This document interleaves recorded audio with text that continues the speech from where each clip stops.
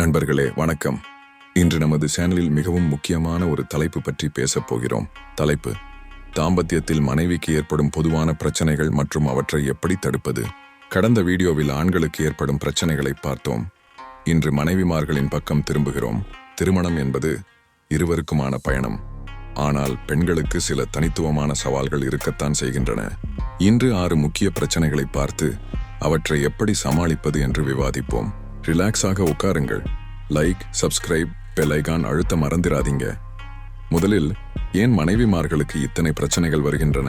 சமூகம் இன்னும் பெண்களிடம் வீட்டு வேலை, குழந்தை வளர்ப்பு, கணவரை கவனித்தல் என்று அதிக எதிர்பார்ப்பு வைக்கிறது.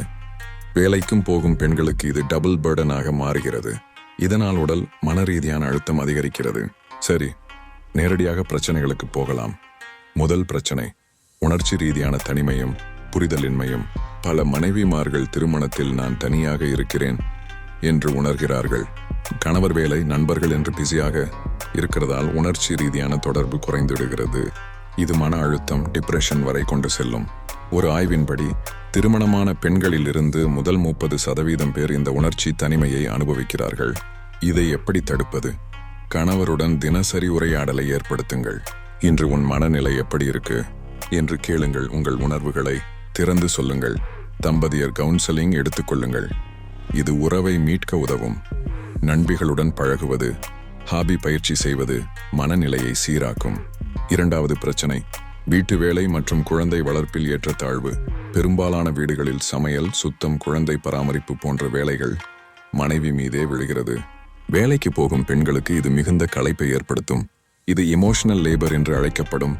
எல்லாவற்றையும் நிர்வகிப்பது. இதை எப்படி தடுப்பது? கணவருடன் தெளிவாக பொறுப்புகளை பகிர்ந்து கொள்ளுங்கள். அல்லது குடும்ப உறுப்பினர்கள் உதவி கேட்பது நல்லது. தம்பதியராக சேர்ந்து குழந்தை வளர்ப்பு திட்டம் போடுங்கள். இதனால் நீங்கள் ரிலாக்ஸ் ஆகலாம். மூன்றாவது பிரச்சனை: சுய அடையாள இழப்பு மற்றும் தன்னம்பிக்கை குறைவு.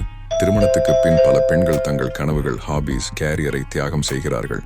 நான் இப்போது அம்மா, மனைவி மட்டுமே என்று உணர்கிறார்கள். இது தன்னம்பிக்கையை பாதிக்கும். இதை எப்படி தடுப்பது? உங்கள் சொந்த நேரத்தை ஒதுக்குங்கள். ஹாபி, படிப்பு, வேலை எதுவாக இருந்தாலும் கணவரிடம் ஆதரவு கேளுங்கள். சுய முன்னேற்ற புத்தகங்கள் படியுங்கள் அல்லது ஆன்லைன் கோர்ஸ் எடுங்கள். உங்கள் சாதனைகளை கொண்டாடுங்கள். நீங்கள் மல்டி டாஸ்கிங் சூப்பர் உமன். நான்காவது பிரச்சனை: பாலியல் மற்றும் இன்டிமசி திருப்தியின்மை. பல மனைவிமார்கள் தங்கள் பாலியல் தேவைகள் பூர்த்தியாகாமல் இருப்பதாக உணர்கிறார்கள். குழந்தை பிறந்த பின் களைப்பு, ஹார்மோன் மாற்றங்கள் காரணமாக லிபிடோ குறையும். ஆனால் இதை பற்றி பேச தயங்குவார்கள். இதை எப்படி தடுப்பது? கணவருடன் திறந்து பேசுங்கள். வெட்கப்பட வேண்டாம். இன்டிமசியை ரொமான்ஸ் உடன் தொடங்குங்கள். அவசரம் காட்டாதீர்கள். உடற்பயிற்சி, ஆரோக்கிய உணவு உதவும். தேவைப்பட்டால் கைனகாலஜிஸ்ட் அல்லது உடலுறவு தெரபிஸ்டை அணுகுங்கள். இது மிகவும் சகஜமான பிரச்சனை. ஐந்தாவது பிரச்சனை: நிதி சுதந்திரம் இன்மை மற்றும் அழுத்தம். பல மனைவிமார்கள் வீட்டில் இருப்பதால் நிதி ரீதியாக கணவரை சார்ந்திருக்கிறார்கள். செலவு செய்ய கூட கேட்க வேண்டிய நிலை வரலாம். இது சுயமரியாதையை பாதிக்கும். இதை எப்படி தடுப்பது? சொந்த வருமான ஆதாரத்தை உருவாக்க முயற்சி செய்யுங்கள். பார்ட் டைம் வேலை, ஆன்லைன் பிசினஸ், ஃப்ரீலான்சிங்.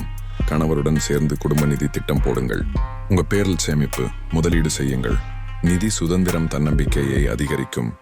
ஆறாவது பிரச்சனை: குடும்பம் மற்றும் உறவினர்களால் வரும் அழுத்தம். அத்தை, மாமியார், உறவினர்கள் தலையிடுவது, குழந்தை பெற்றுக்கொள்ள அழுத்தம் கொடுப்பது, வீட்டு விஷயங்களில் கருத்து சொல்வது போன்றவை பிரச்சனையாகும். இதை எப்படி தடுப்பது? கணவருடன் சேர்ந்து பவுண்டரிஸ் அமைக்கவும். நமது குடும்பம் நமது முடிவு என்று தெளிவாக சொல்லுங்கள். அமைதியாக ஆனால் உறுதியாக பதிலளியுங்கள். கணவர் உங்கள் பக்கம் நிற்க வேண்டும் என எதிர்பார்க்கலாம். தேவைப்பட்டால் கவுன்சிலிங் எடுங்கள். நண்பர்களே, இவை தாம்பத்தியத்தில் மனைவிமார்கள் சந்திக்கும் சில முக்கிய பிரச்சனைகள். நினைவில் கொள்ளுங்கள், நீங்கள் தனியாக இல்லை. இவற்றை திறந்து பேசி ஒன்றாக சமாளிக்க முடியும். கணவர்களே, இந்த வீடியோவை உங்கள் மனைவிக்கு ஷேர் செய்யுங்கள். மனைவிமார்களே, உங்கள் அனுபவங்களை கமெண்டில் சொல்லுங்கள். அடுத்த வீடியோவில் சந்திப்போம்.